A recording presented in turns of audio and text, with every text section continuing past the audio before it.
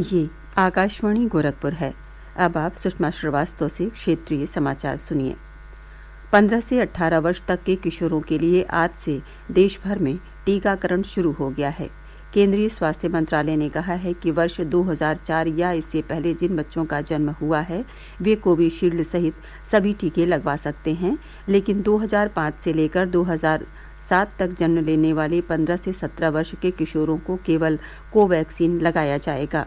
अब तक 15 से 18 आयु वर्ग के करीब 8 लाख किशोरों ने टीकाकरण के लिए कोविन पोर्टल पर पंजीकरण कराया है। इस आयु वर्ग के लिए पंजीकरण 1 जनवरी से कोविन पोर्टल पर उपलब्ध है। टीका लगवाने के लिए बुकिंग ऑनलाइन या कोविड टीका केंद्र पर कराई जा सकती है। सभी आयु वर्ग के नागरिक सरकारी टीकाकरण केंद्रों पर निःशुल्क टीके लगवा सकते हैं। राष्ट्रव्यापी टीकाकरण अभियान के अंतर्गत केंद्र सरकार सभी राज्यों और केंद्र शासित प्रदेशों को निःशुल्क टीका उपलब्ध करा रही है। प्रदेश में भी आज से किशोरों का टीकाकरण शुरू हो गया। मुख्यमंत्री योगी आदित्यनाथ ने लखनऊ में किशोरों के टीकाकरण कार्यक्रम और जिला अस्पताल का निरीक्षण किया। मुख्यमंत्री ने कहा कि प्रदेश में ओमिक्रॉन के मामले सामने आ रहे हैं, ऐसे में सभी को अतिरिक्त सतर्कता बरतने की आवश्यकता है। ये सच है कि ओमिक्रॉन तीव्र संक्रमण है, लेकिन यह भी सच है कि सेकेंड वेव की तुलना में ओमिक्रॉन जो वेरिएंट आया है कोविड-19 का, ये काफी कमजोर है। एक सामान्य वायरल फीवर मात्र यह है, लेकिन सतर्कता और सावधानी किसी भी बीमारी में आवश्यक होती है और इस मामले में भी सतर्कता और सावधानी आवश्यक है। घबराने की आवश्यकता नहीं। हम लोगों ने डेल्टा वेरिएंट में देखा था, जो मार्च अप्रैल 2021 के अंदर प्रदेश के अंदर देखने को मिला था। उस समय हम लोगों ने इस चीज को महसूस किया था कि जो लोग इससे संक्रमित होते थे उन्हें रिकवर होने में, नेगेटिव आने में 15 से लेकर के 20 दिन 25 दिन का समय लग जाता था। दूसरा, पोस्ट कोविड कॉम्प्लिकेशंस भी बहुत ज्यादा देखने को मिले थे। ओमिक्रॉन के मामले में अब तक इस प्रकार की स्थिति नहीं है और वायरस अब कमजोर पड़ चुका है, लेकिन फिर भी जो कोमॉर्बिड हैं उन लोगों को इससे बहुत सतर्क रहने की आवश्यकता है। मुख्यमंत्री योगी आदित्यनाथ ने कोरोना महामारी के संकट के समय आंगनबाड़ी कार्यकर्तियों और सहायिकाओं के योगदान की सराहना की है। मुख्यमंत्री ने कहा कि आंगनबाड़ी कार्यकर्तियों और सहायिकाओं ने निगरानी समितियों के साथ मिलकर बेहतरीन कार्य किया।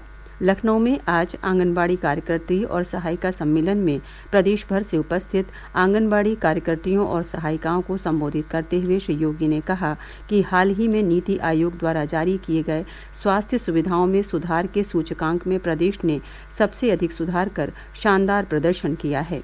उन्होंने कहा कि इसमें आशा और आंगनबाड़ी कार्यकर्तियों तथा एएनएम का महत्वपूर्ण योगदान है। श्री योगी ने कहा कि उनकी सरकार 1 अप्रैल 2020 से 31 मार्च 2022 तक 2 साल के लिए आंगनबाड़ी कार्यकर्तियों और मिनी आंगनबाड़ी कार्यकर्तियों को 500 रुपये अतिरिक्त प्रोत्साहन राशि उपलब्ध करा रही है। श्री योगी ने कहा कि सरकार ने आंगनबाड़ी कार्यकर्तियों के मानदेय में वृद्धि की है। उन्होंने कहा कि अब आंगनबाड़ी कार्यकर्तियों को 8,000 रुपये, मिनी आंगनबाड़ी कार्यकर्तियों को 6,500 रुपये और सहायिकाओं को 4,000 रुपये प्रतिमाह मानदेय प्राप्त होगा। लखीमपुर खीरी मामले की जांच कर रहे प्रदेश पुलिस के विशेष जांच दल एसआईटी ने 14 लोगों के खिलाफ आरोप पत्र दायर किया है। एसआईटी की ओर से आज लखीमपुर की एक स्थानीय अदालत में 5,000 पन्नों का आरोप पत्र दाखिल किया गया। इसमें स्थानीय सांसद और केंद्रीय मंत्री अजय मिश्रा के रिश्तेदार वीरेंद्र शुक्ला का नाम जोड़ा गया है। अभियोजन पक्ष के अधिवक्ता ने दावा किया कि एसआईटी ने केंद्रीय मंत्री अजय मिश्रा के बेटे आशीष मिश्रा को घटना का मुख्य आरोपी बताया। हालांकि बचाव पक्ष ने इसे खारिज कर दिया।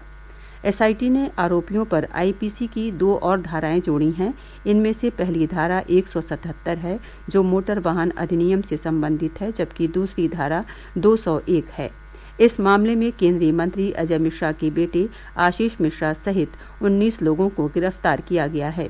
लखीमपुर में कृषि कानूनों के विरोध के दौरान हुई घटना में 8 लोगों की मृत्यु हो गई थी। प्रदेश में इस सप्ताह फिर वर्षा होने का अनुमान है। मौसम विभाग के अनुसार बुधवार को राज्य के पश्चिमी हिस्से के कुछ स्थानों पर गरज चमक के साथ वर्षा हो सकती है। वहीं पूर्वी उत्तर प्रदेश के 1 या 2 स्थानों पर बुधवार से अगले 3 दिनों तक वर्षा होने की संभावना है। इसी के साथ क्षेत्रीय समाचारों का ये बुलेटिन समाप्त हुआ। नमस्कार।